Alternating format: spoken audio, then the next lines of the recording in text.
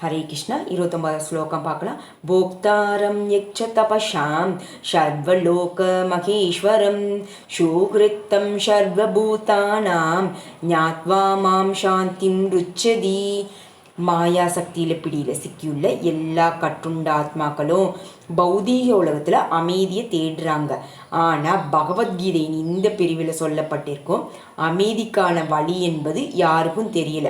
அமைதிக்கான ரொம்ப சிறந்த வழி இதுதான். மனிதனின் எல்லா செயல்களிலும் அனுபவிப்பவர் பகவான் கிருஷ்ணர் தான். கர்மயோகம் என்ற பெயரில் பொதுவாக தெரியப்படும் இந்த 5வது அத்தியாயம் கிருஷ்ண உணர்வின் பயிற்சியின் விவரம்தான். கர்மயோகம் எப்படி முக்தி அளிக்க முடியும் என்பது கற்பனை கேள்விக்கு இங்கு பதில் தரப்பட்டிருக்கு. கிருஷ்ண உணர்வில் செயலாற்றுவது என்ன பகவான் கிருஷ்ணர் தான் உயர்ந்த ஆளுநர் என்ற முழு ஞானத்துடன் செயலாற்றுவது தான். இதே போல செயல் திவ்ய ஞானத்திலிருந்து வேறுபட்டது இல்லை. நேரடியான கிருஷ்ண உணர்வு பக்தி யோகம் எனப்படும். இப்போ ஞான யோகம் என்பது பக்தி யோகத்திற்கு கூட்டிட்டு போகும் பாதை.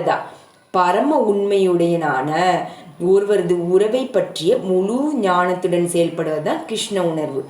புருஷோத்திரமான முழுமுதற் கடவுள் கிருஷ்ணரை பற்றி முழு ஞானம்தான் அந்த உணர்வின் பக்குவ நிலையும்.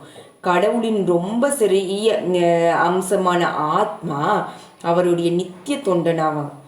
ஆத்மா மாயையினுடைய ஆட்சி செய்ய விரும்பும்போது அதனுடன் அவர் தொடர்பு கொள்றாங்க. இதுதான் அவரோட பல்வேறு கஷ்டங்களுக்கும் காரணம்.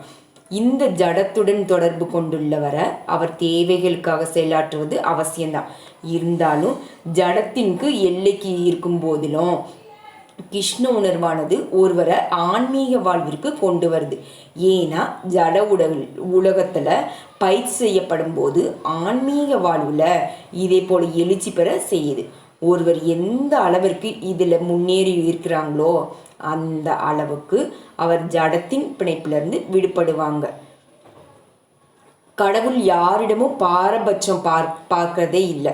கிருஷ்ண உணர்வில் அவர் செய்யும் கடமையை பொறுத்து தான் அவரது பலன்கள். அந்த கடமைகள் புலன்களை அடக்குவதற்கும் கோபம் ஆசை எல்லாவற்றுக்கும் தாக்குதலை வெல்லுவதற்கும் உதவியாக அமையுது.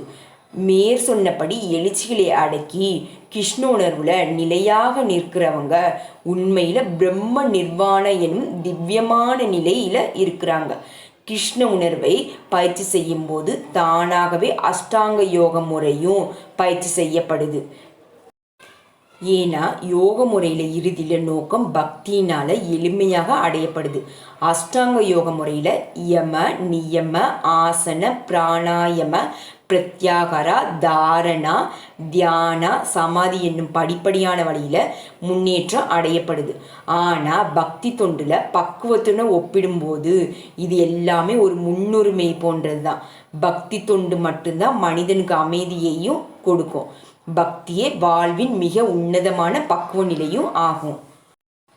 ஸ்ரீமத் பகவத்கீதையில கர்மயோகம் என்னும் கிருஷ்ண உணர்வின் செயல் இந்த 5வது அத்தியாயம் பக்தி வேதாந்த பொருளை இன்னையோட நிறைவடையுது.